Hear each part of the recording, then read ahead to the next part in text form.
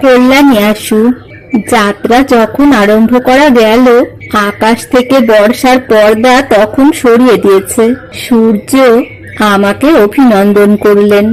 কলকাতা থেকে মাদ্রাজ পর্যন্ত যতদূর গেলুম, রেলগাড়ির জানালা দিয়ে চেয়ে চেয়ে মনে হলো পৃথিবীতে সবুজের বান ডেকেছে।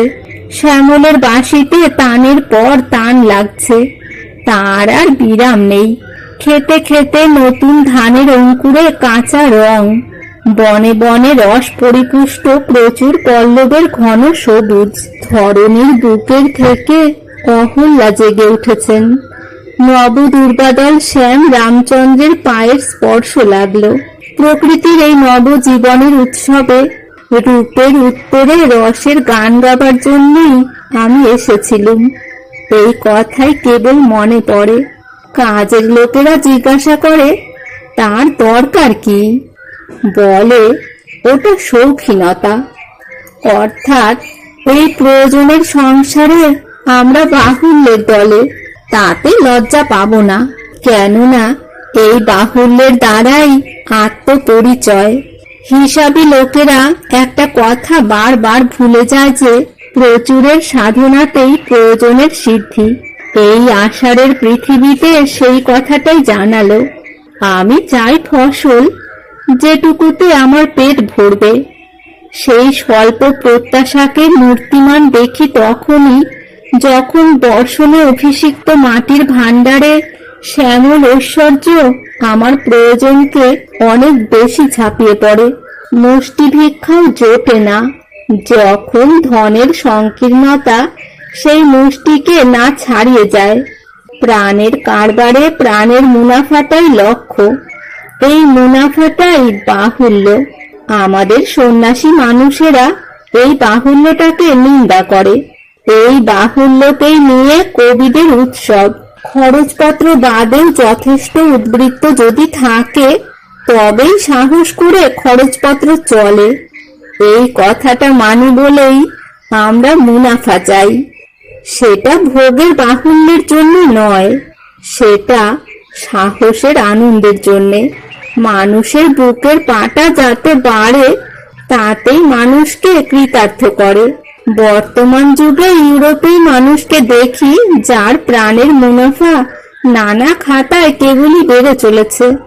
এই জন্যেই পৃথিবীতে এত ঘটা করে সে আলো জ্বালল। সেই আলোতে সে সকল দিকে প্রকাশমান। অল্প তেলে কেবল একটিমাত্র প্রদীপে ঘরের কাঠ চলে যায়, কিন্তু পুরো মানুষটা তাতে অপ্রকাশিত থাকে। এই অপ্রকাশ অস্তিত্বের কার্পণ্য, কম করে থাকা, এটা মানব সত্যের অবসাদ। জীবলোকে মানুষরা জ্যোতিষ্ক জাতীয়, জন্তুরা কেবলমাত্র বেঁচে থাকে, তাদের অস্তিত্ব দীপ্ত হয়ে ওঠেনি। কিন্তু মানুষ কেবল যে আত্মরক্ষা করবে তা নয়, সে আত্মপ্রকাশ করবে। এই প্রকাশের জন্যে আত্মার দীপ্তি চাই। অস্তিত্বের প্রাচুর্য থেকে, অস্তিত্বের ঐশ্বর্য থেকেই এই দীপ্তি। বর্তমান যুগে ইউরোপী সকল দিকে আপনার রশ্মি বিকীর্ণ করেছে। তাই মানুষ সেখানে কেবল যে টিকে আছে তা নয়, টিকে থাকার চেয়ে আরো অনেক বেশি করে আছে। পর্যাপ্তে চলে আত্মরক্ষা, অপর্যাপ্তে আত্মপ্রকাশ। ইউরোপে জীবন অপর্যাপ্ত, এটাতে আমি মনে দুঃখ করি নে। কারণ যে দেশেই যে কালেই মানুষ কৃতার্থ হোক না কেন, সকল দেশের সকল কালের মানুষকেই সে কৃতার্থ করে। ইউরোপ আজ প্রাণ প্রাচুর্যে সমস্ত পৃথিবীকে স্পর্শ করেছে। সর্বত্রই মানুষের সুপ্ত শক্তির দ্বারে তার আঘাত এসে পড়ল। প্রভূতের দ্বারাই তার প্রভাব। ইউরোপ সর্বদেশ সর্বকালকে যে স্পর্শ করেছে, সে তার কোন সত্য দ্বারা? তার বিজ্ঞান সেই সত্য। তার যে বিজ্ঞান মানুষের সমস্ত জ্ঞানের ক্ষেত্রকে অধিকার করে কর্মের ক্ষেত্রে জয়ী হয়েছে, সে একটা বিপুল শক্তি। এইখানে তার চাওয়ার অন্ত নেই, তার পাওয়াও সেই পরিমাণে। গত বছর ইউরোপ থেকে আসবার সময় একটি জার্মান যুবকের সঙ্গে আমার আলাপ হয়। তিনি তার অল্প বয়সের স্ত্রীকে সঙ্গে নিয়ে ভারতবর্ষে আসছিলেন। মধ্য ভারতের আরণ্য প্রদেশে যেসব জাতি প্রায় অজ্ঞাতভাবে আছে, 2 বৎসর তাদের মধ্যে বাস করে তাদের রীতিনীতি তন্ন তন্ন করে জানতে চান। এরই জন্যে তারা দুজনে প্রাণপণ করতে কুণ্ঠিত হননি। মানুষ সম্বন্ধে মানুষকে আরো জানতে হবে। সেই আরো জানা বর্বর জাতির সীমার কাছে এসেও থামে না। সমস্ত জ্ঞাতব্য বিষয়কে এই রকম সংঘবদ্ধ করে জানা, দুঃখবদ্ধ করে সংগ্রহ করা, জানবার সাধনায় মনকে সম্পূর্ণ মোহমুক্ত করা, এতে করে মানুষ যে কত প্রকাণ্ড বড় হয়েছে ইউরোপে গেলে তা বুঝতে পারা যায়। এই শক্তি দ্বারা পৃথিবীকে ইউরোপ মানুষের পৃথিবী করে সৃষ্টি করে তুলেছে। যেখানে মানুষের পক্ষে যা কিছু বাধা আছে তা দূর করবার জন্য সে যে শক্তি প্রয়োগ করছে, তাকে যদি আমরা সামনে মূর্তিমান করে দেখতে পেতুম, তাহলে তার বিরাট রূপে অভিভূত হতে হতো। এইখানে ইউরোপের প্রকাশ যেমন বড়, যাকে নিয়ে সকল মানুষ গর্ব করতে পারে, তেমনি তার এমন একটা দিক আছে যেখানে তার প্রকাশ আচ্ছন্ন। উপনিষদে আছে, যে সাধকেরা সিদ্ধি লাভ করেছেন, তে সর্বগং সর্বতঃ প্রাপ্য ধীরা যুক্তাত্তান সর্বমেবা বিশন্তি। তারা সর্বগামী সত্যকে সকল দিক থেকে লাভ করে যুক্তাত্ম ভাবে সমস্তের মধ্যে প্রবেশ করেন। সত্য সর্বগামী বলেই মানুষকে সকলের মধ্যে প্রবেশাধিকার দেয়।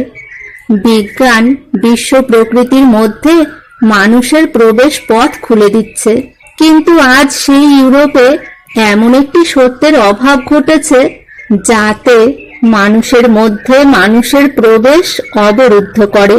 অন্তরের দিকে ইউরোপ মানুষের পক্ষে একটা বিশ্বব্যাপী বিপদ হয়ে উঠল। এইখানে বিপদ তার নিজেরও। এই জাহাজেই একজন ফরাসি লেখকের সঙ্গে আমার আলাপ হলো। তিনি আমাকে বলছিলেন, যুদ্ধের পর থেকে ইউরোপের নবীন যুবকদের মধ্যে বড় করে একটা ভাবনা ঢুকেছে। এই কথা তারা বুঝেছে। তাদের আইডিয়ালে একটা ছিদ্র দেখা দিয়েছিল, যে ছিদ্র দিয়ে বিনাশ ঢুকতে পারলে, অর্থাৎ কোথাও তারা সত্য ভ্রষ্ট হলো। এতদিনে সেটা ধরা পড়েছে। মানুষের জগৎ অমরাবতী। তার যা সত্য ঐশ্বর্য তা দেশে কালে পরিমিত নয়।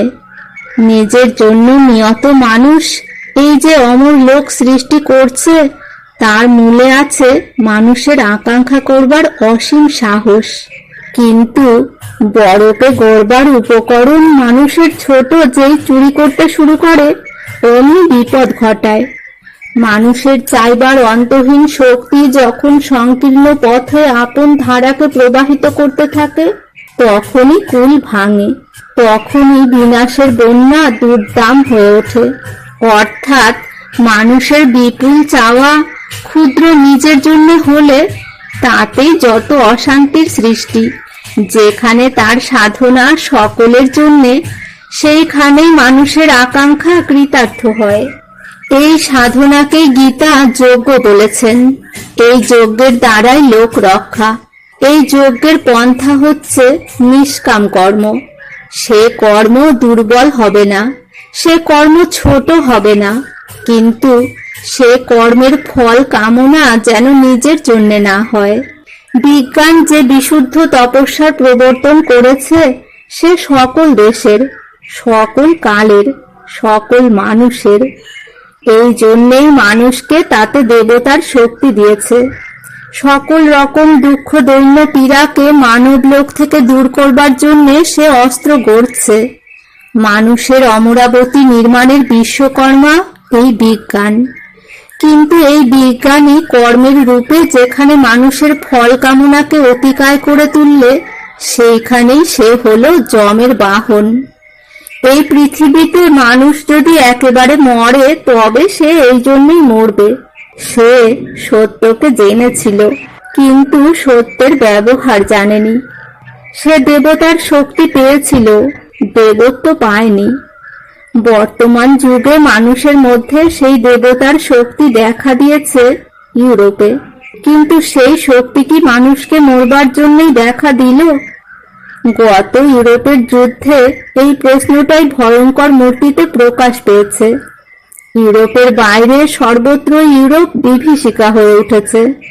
তার প্রমাণ আজ এশিয়া আফ্রিকা জুড়ে।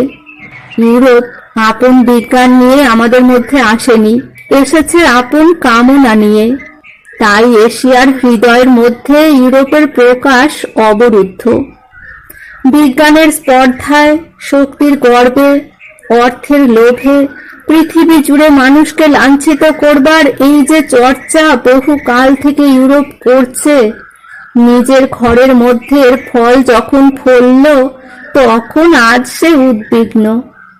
তৃণে আগুন লাগাচ্ছিল, আজ তার নিজের বনস্পতিতে সেই আগুন লাগলো। সে ভাবছে থামবো কোথায়?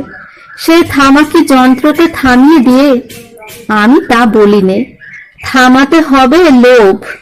সে কি ধর্ম উপদেশ দিয়ে হবে? তাও সম্পূর্ণ হবে না। তার সঙ্গে বিজ্ঞানেরও যোগ চাই। যে সাধনায় লোভকে ভিতরের দিক থেকে দমন করে, সে সাধনা ধর্মের।